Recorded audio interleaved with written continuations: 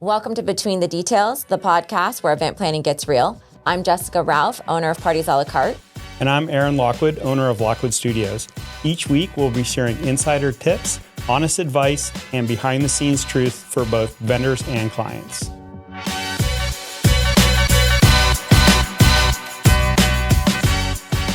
Welcome, everyone, to our next episode of Between the Details. We are so excited to chat today about the social media overtake of events from a lot of perspectives. I think one of the hot topics we've been seeing on social media, it's been in my feed a ton, is where vendors are essentially taking their own social media crews to like record their whole day and gain content and like filming TikToks and even having like their own like TikTok, not TikTok, what's it called? YouTube, like channel, all of that different stuff where they're kind of making their own reality shows. Right. How do you feel about all that?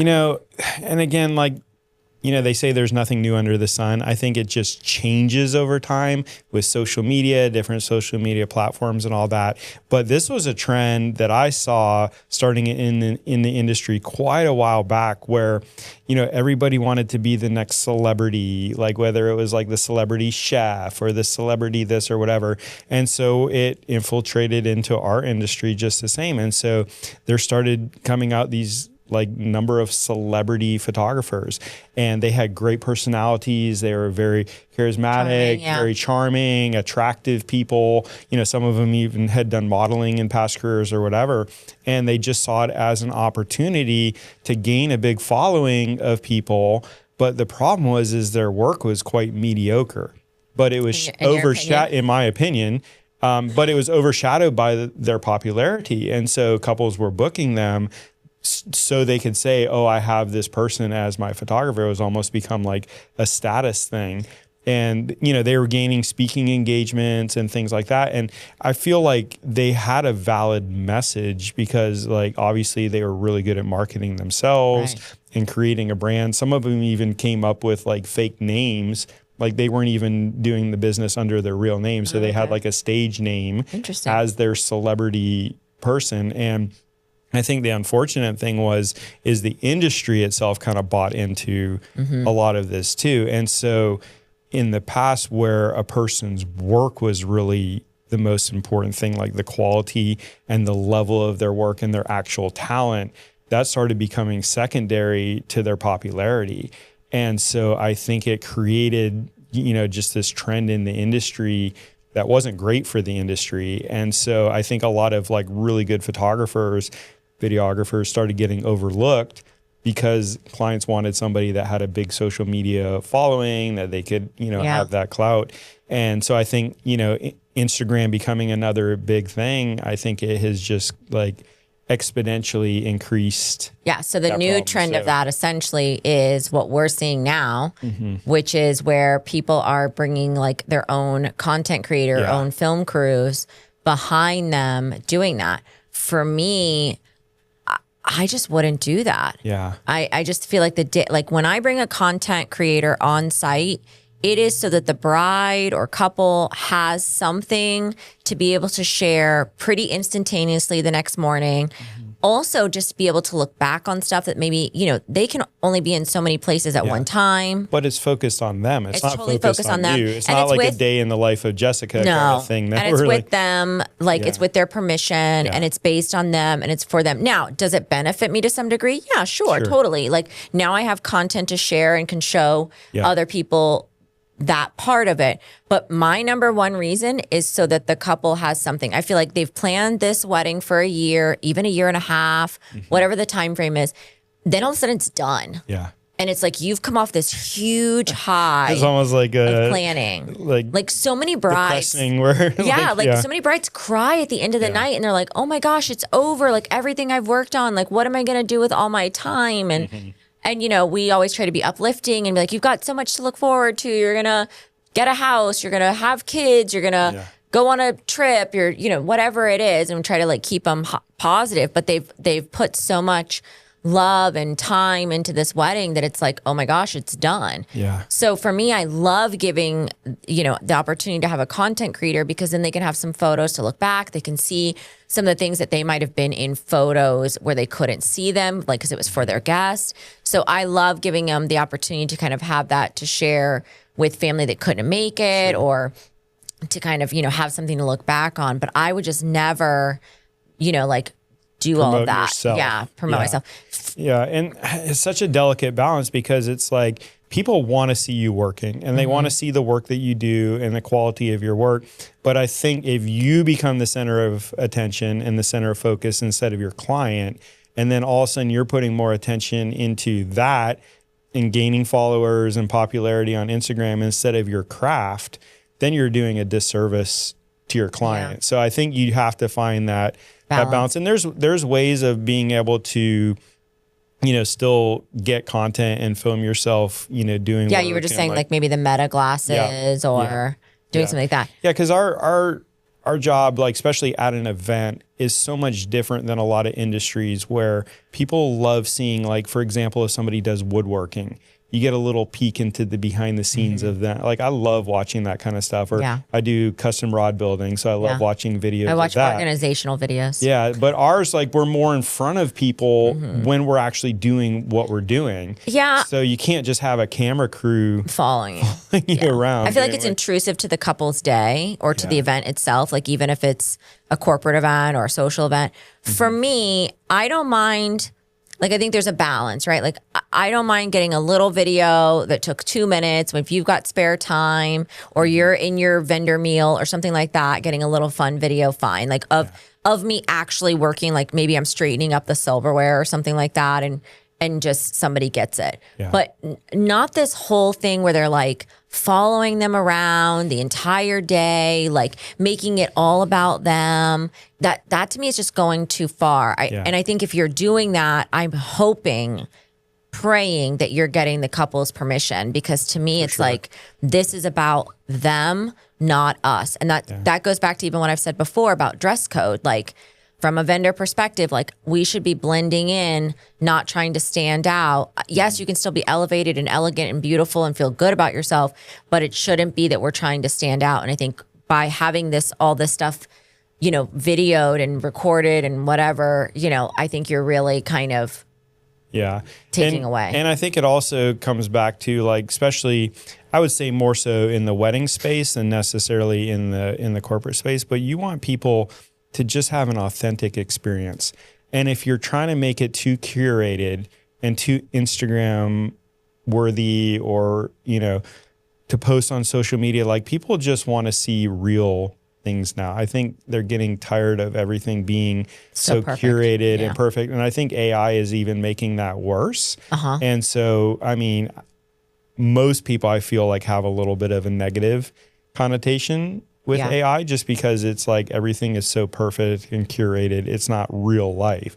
So I think, especially in the wedding space, to put the client experience and their day as the foremost important thing. Yeah, sure, you're still going to get some cool moments, details, things like that to share on Instagram, where you can, use that to help promote yourself. But that shouldn't definitely be the focus of.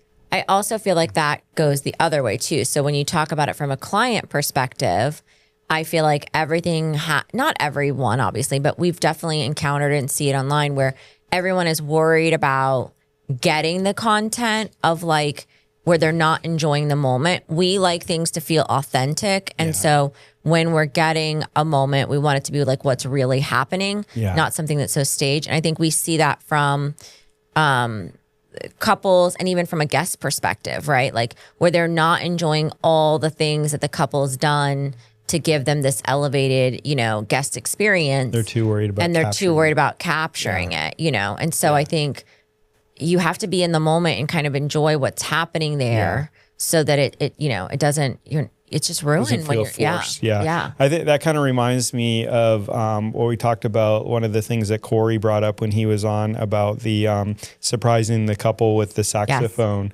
player. And so I think, what are some things as a planner, some things that you can have those experiences where they're still organic, but it creates a moment that you're capturing some raw emotion, you're capturing something that's really fun. And it's just, so, I mean, that's a great Instagram, I think he said it blew up on TikTok and, that type of thing. So what are some things like from a planner's perspective that you could do where you can kind of have those moments, but any immersive entertainment, right? Like we just did the wedding at the Vinoy, in April, and we did a gold tree that had all the guest cards hanging on there in alphabetical order, where there we had 4 immersive entertainers there, like golden goddesses, and they stood there and they helped the guests find their name, and then they cut it down off the tree.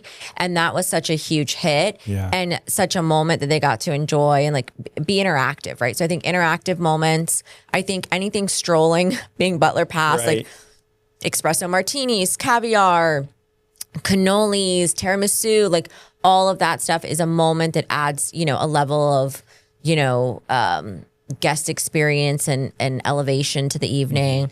Even strolling tacos. I mean, just like you can have different levels of that.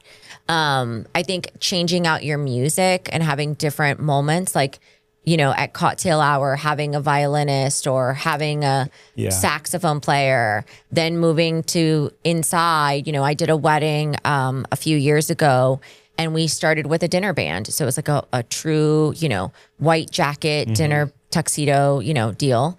And then we moved to a DJ, and then we moved to dueling pianos for the last hour. That's awesome. Yeah. And it wasn't that costly in terms of doing it all. Like it cost what like an average band, like a good sized band would be, but we were able to kind of keep changing the energy and keeping things fresh by using all of those moments. Yeah, that's really neat. And I think we talked about too with some of the different spaces where you can use different spaces to bring people through different moments and things like that. And so those are just natural ways of creating stuff that is great social media content, but you're not just like doing a fake moment. But it's authentic. It's authentic. And it honestly is an elevated guest experience, like by doing those things. So for me, that's just super important. I feel like it's gone too far where you can't enjoy it. Even myself, like I went last summer to a conference for event planning, and it was just so hard to be in the moment because I'm trying to capture all this content.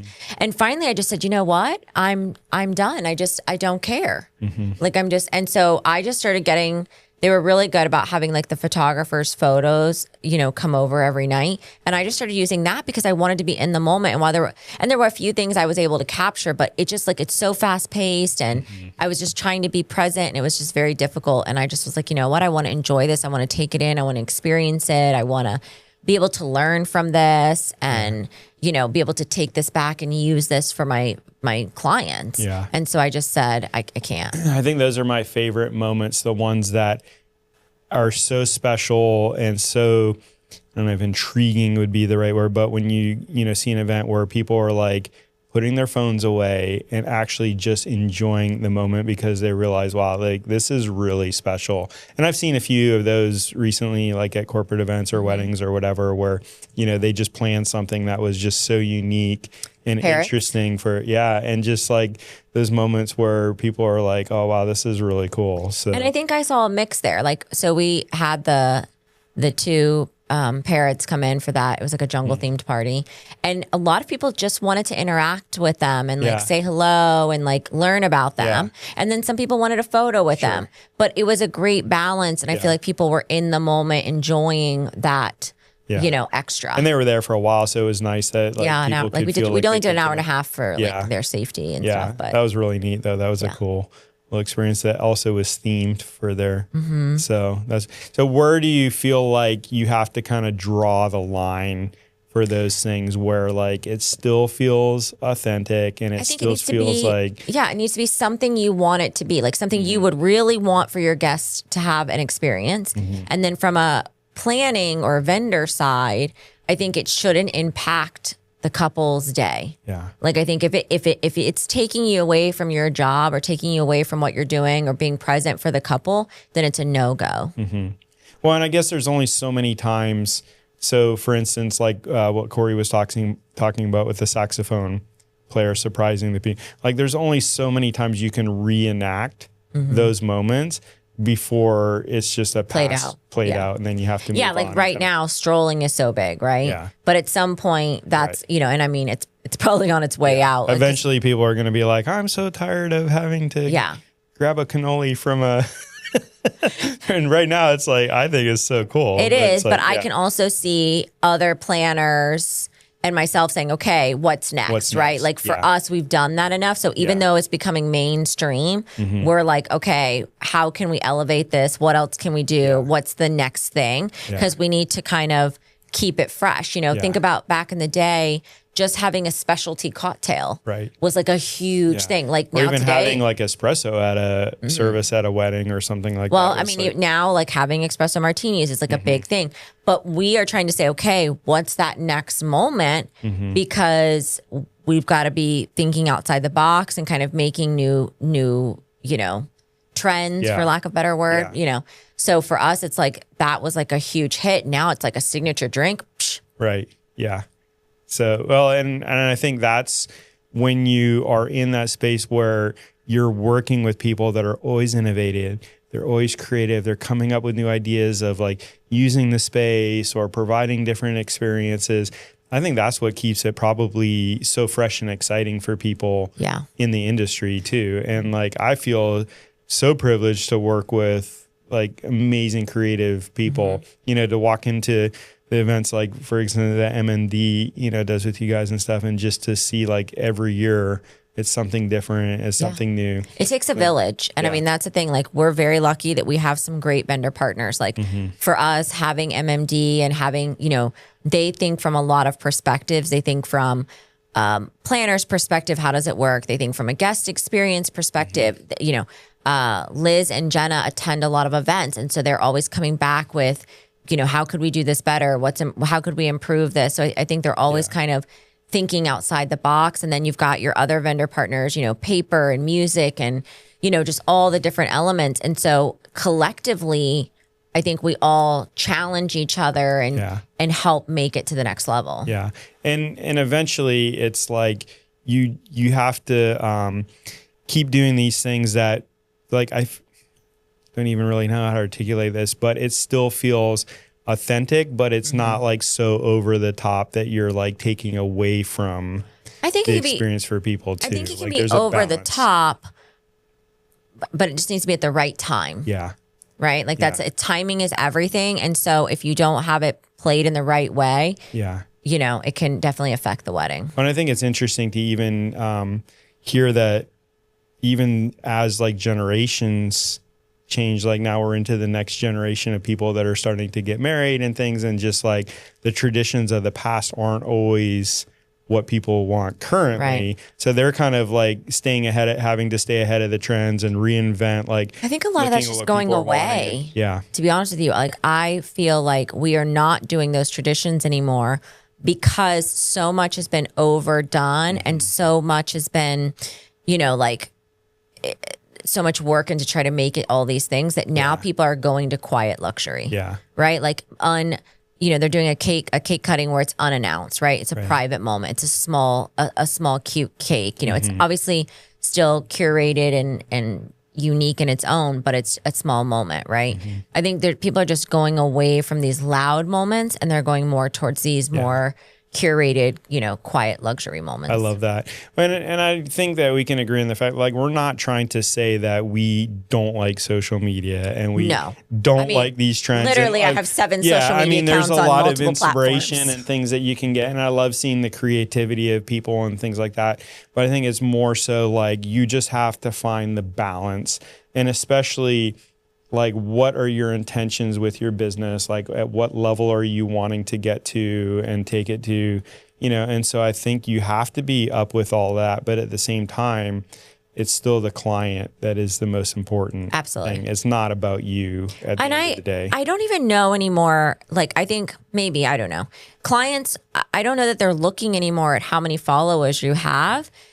And I hope they're not. I hope they're really looking at, what does your work look like? What, do we connect? Are we Are we right for each other? Does what your events look like on your social media page align with what I want?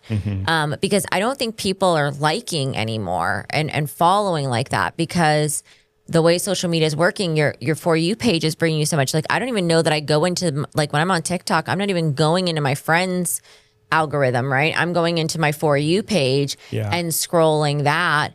And I think that's what a lot of people are doing now, because it just brings you different content instead of trying to follow 900 million different things. So fast paced too for people. So yeah, it's interesting that you bring that up, because I was seeing this trend that I was reading about recently, where they're talking about even a lot of businesses are getting away from using like the bigger influencers, the ones that have like, you know, millions of followers kind of thing. And they're going to like what they call like the micro influencers. So it has like a more authentic feel, because it's not, they're more like on level of understanding their followers. They're not so detached. Because it's like, if you have 3 million, 5 million followers on your Instagram page, how well do you know your audience? Like, you're more broad. I definitely think a lot of brands and brand partnerships are happening with your micro influencers versus, like, you know, the larger ones. And I think that is true, because they do have a better connection. Yeah. And I forget which of our past guests was talking about the fact too, that it's like, you also have to be able to just trust your vendors. So trust your planner, where it's like, yes, let's plan some of these moments that are going to be, you know, let's make sure they work. Make sure they work. But at the end of the day, like, also don't get caught up in the fact that like you want your whole day to be Instagram. Like, actually enjoy your own day, your own event. It can't be that it's social media ready, like Instagrammable, right? It's got to be that you're enjoying the moment, that this is authentic to you as a couple. This is what you want people to walk away and be like. And I think Amanda said this statement before too. It's like, that was so, you know, Amber and, you know, Sam. Right. Like, that's the goal at the end of the day, where their guests are like, oh, you got it. That was them. That was them. And I think that's what we strive for as a planner. Like, we really want it to feel reflective of the couple, reflective of their style, their taste, their, you know, just who they are as a couple individually, you know, who their families are. We want to respect any traditions that they have and try to find, you know, innovative ways to incorporate those for them. But we don't want it to feel like it's all a production. We want it to feel real and be sentimental and be creating moments and have something that they walk away and they feel really good about. How often are you having to have those conversations with your clients to try to steer them away from trying to like worry too much about how they look on social media? Or not really. I mean, honestly, I've been very lucky that it's not about that for a lot of our couples. It really is about being authentic. And I think we start off strong and we say like, hey, we want to make sure this wedding feels like you guys. What do you do for a living? What are your hobbies? What are your favorite foods? What's your dog's name? What's your cat's name? You know, what are your hobbies? Yeah, like Amanda said, all those uncomfortable questions. They're like, it's like a first date, right? You know? So I mean, we try to ask a lot of questions. How did you meet? You know, who are your friends? You know, all of those things, because we want to understand who they are and try to find ways to incorporate that naturally into their wedding day. Yeah. Well, and I think taking that approach without like trying to just think of like, oh, what can we do to make this Instagram worthy? But I think taking that approach actually makes it more authentic, because it's more true to them. You're not just taking like something that, you know, you saw somebody else do on social media and try to make it theirs. And then it's like, you know, why would they have done that? I think that was one of the things that we were talking about too, that I hated seeing as a wedding photographer, is when these trends, styles, you know, trends would come and go that really had absolutely nothing to do with a wedding day. And I'm like, I just want to capture the story of this day. And to me, that was a timeless approach. So if you're trying to do these things that don't feel authentic, or they don't feel like it's actually the couple or whatever, I think when they look back on it, they're probably not going to appreciate it as if they did something more authentic. I think it just, it keeps coming back to, it just needs to feel like you as a couple and reflective of your family and you and what you want people to take away from it. Well, and sometimes, again, going back to the trust in your vendor, you know, a lot of times people don't realize that what might be important to them at this stage of their life isn't going to be as important to them later in life. So even when certain trends were going on where like they didn't want to do family pictures anymore, Yes. or, you know, things like that. And it's like, that might be fine now, but like in 10 years, you know, when your grandma's passed on or, you know, whatever, you're going to really wish that you had done that. And so I think it's the opposite side of it. Like, don't do things at your wedding just for Instagram. Right. You know, when you look back on that in 10 years, you're going to be like, oh, what was I doing? Yeah. I mean, I'll keep saying it till I'm blue in the face. Like, your pictures are the most important thing when you're all done with it, other than your love and the moments that you're creating that day. Because for us, that's what you do have to look back on. That's probably, you know, a limited time that all that family is going to be in one room together, you know, at that age. Like, you know, it's just such a moment in time, and that should be captured. But I think it's gone too far in the other direction where it's like, man, what am I going to do to make this Instagrammable or TikTok, you know, or whatever it is. And I think if you love that and that's part of who you are and you want to make some fun TikToks, go for it. Yeah. But just make sure that you're being true to yourself and that the wedding day is still feeling reflective of you and your partner. Yeah. I think the hard thing is that people feel like, I would say vendors feel like if they're not doing this, then they're no longer going to be relevant. Yeah. And people aren't going to find them. They're not going to book them. And so it's like there's this pressure to have a social media presence. And it's like it's no longer, and it's just, I mean, this is what the reality that we're faced with now. It's no longer enough just to produce good work. It's not. Like, you have to. This be out there, new like, generation definitely wants to know you more and like have a connection with you. And I think part of that, it's a hard balance of figuring out how to give them enough of who you are without it overflowing into your work and affecting your clients. And so like, that's part of why I started this podcast.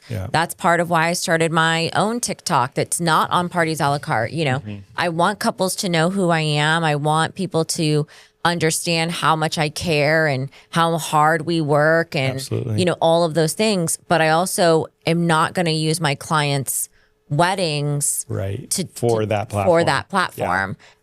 So I've, you know, shifted gears. And I mean, I've made a TikTok at a wedding, you know, maybe not even, but I've made, you know, they've videoed me straightening up something, but I'm talking 5 minutes. Right. Yeah. Right. You didn't like, bring a whole crew along. The only time I've brought an entire crew on is when we did the style challenge. And then we made a tremendous amount of TikToks because there was no client. We were the client. You were the client. Yeah. And we definitely wanted to have fun with it. And it was an opportunity. Honestly, the best part of doing the style challenge was that we got to all kind of have all this fun together and do stuff that we would never do on a wedding day. And so when Southern Bride approached us and asked us to be the planner for the edition, I was like, if nothing else, I'm going to get to have a great fun time with all my vendor friends. And we're going to get to create something that we wouldn't necessarily get to create because it's probably not a bride's particular style. Like, they're not thinking with this. But ultimately, I get to just have a lot of fun with all my friends. And we made the most hilarious TikToks. And that was the best part. But I would not do that same thing, you know, there. Like, it's just not happening. Well, and I think there's a lot of opportunity. There's a lot of ways, you know, and again, depending on what part of the industry that you are in as a vendor or whatever, but there's a lot of ways that you can bring like education to the process without having to do it at the actual event. So I see a lot of things where, you know, maybe the videographer is walking you through them packing up for a shoot, you know, showing the gear that they're going to bring on a regular day, like how they prep for the day. You know, even from a client perspective, I think that would be interesting and nice to know, like, you're hiring somebody that's bringing like backup gear and they've thought through the process of charging and batteries. And so I think that's a little peek into behind the scenes. Yeah. Or our emergency kits, like from a planner, like I've done my emergency kits or.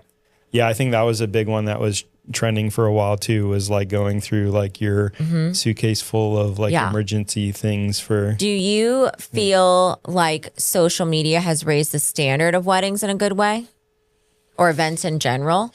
Or do you think it's created unrealistic expectations? So I think the hard thing again would go back to the fact that I think that there's a lot of like really, really talented photographers and videographers that have just kind of gotten lost in the away, mix because they aren't big on social media, or they're, not like very social media savvy, or even have an interest in doing that. So I think that's kind of a shame.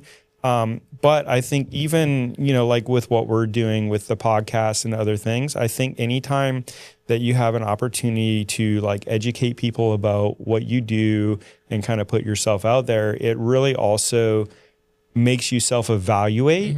And so like they say, like teaching really actually kind of brings out a lot too, because you start thinking about like, well, why do I do what I do and these processes? So I think that from that aspect, it helps people like definitely be more aware of how they act and the things they do and the client experience. So I think like social media can be a really good thing. But I don't like it from the aspect of like you feel like you have to show everything that you do, and like just you have to act a certain way, or things become so curated and fake. But I don't know, it also just brings a lot of accountability. Like you just can't do anything these days without like ending up on social media. Maybe. So, I mean, you get in a fight in the parking lot, somewhere, I promise you that's going to end up being on social media somewhere. But the benefit of social media is really that it's shown people what can be done, right? Yeah. Like, I think the level of creativity has been expanded. Yeah. I feel like, the things that like MIA is creating out of foam core and just like all of these things that people wouldn't get to see, they're getting to experience like these cool designs and really things that are going to the next level. The problem I have with it, or the downside of it, I guess, is that the cost is not as well published. And so I feel like people don't understand what it really takes to get some of these things done. And that's also part of why I started this podcast, is because I wanted to educate for higher end weddings. I feel like everything is based on lower end weddings, like 40,000 or less. And obviously that's affected by your guest count. But I feel like once you get into 80 or 100 grand or 200 grand or 300 grand, there's no education. And you just think, oh, I have a $100,000 wedding, I can do whatever I want. Or, oh, I have a $200,000 wedding, I do whatever you want. People don't realize, like, do you have a better chance? Yes, but it really depends on your guest count, your venue, and what your expectations are. And I think people are seeing, all of these flowers, or seeing these huge, bars and installs and whatever, and they just assume, oh yeah, I can do that. I've got a 6-figure wedding happening. And the reality of it is that you can't, do it all, right? Can you do some of it? Sure, but not all of it. Yeah. You have to filter through so much noise.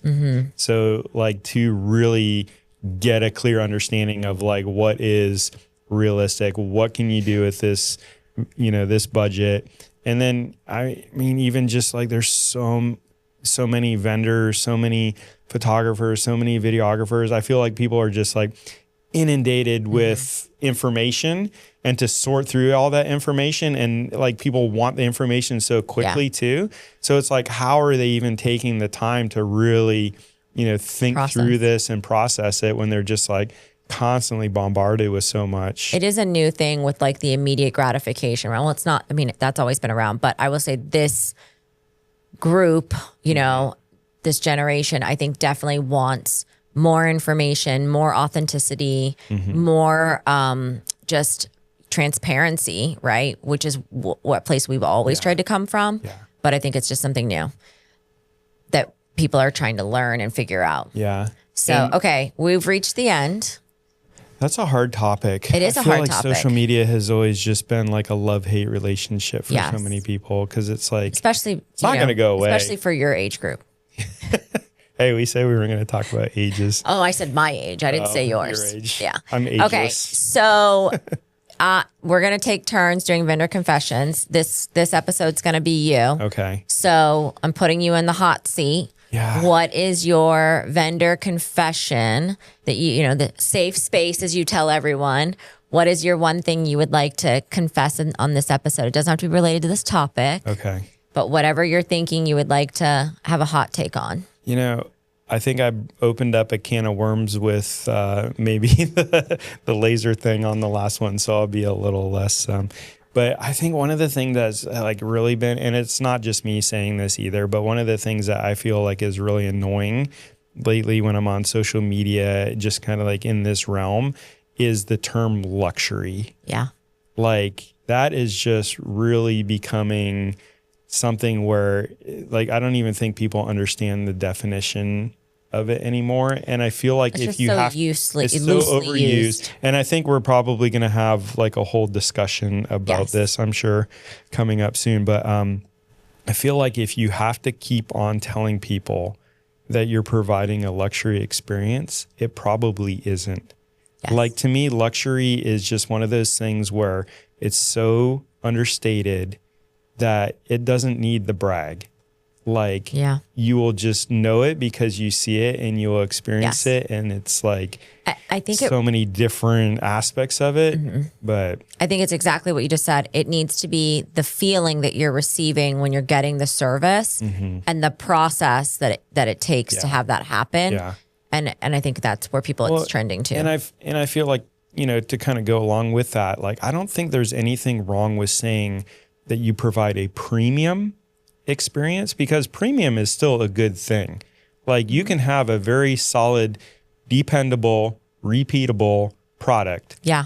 That you don't have to try to say this is now luxury just because that word is trending. Yeah. So I feel like you could have, you know, obviously there's tiers in every aspect of what people, you know, deliver and the level of service that they're at. But I think you can provide a premium experience and then just let people decide if it's luxury or not. Yeah, I love don't that. Keep on telling everybody. Yes, So we need to keep like a little tally chart of how many times we see it on, or how many times we say luxury. I know. I've been trying to say like elevated, premium. What are some another? We need what is sub-in words? Not the dictionary, but what's the thing that gives you the thesaurus? Yes, we can have the thesaurus guide to events. You're not allowed to use the word luxury. Perfect. So, well, thank you for another great episode. It is good. We hope everyone enjoyed it, and we look forward to the next one.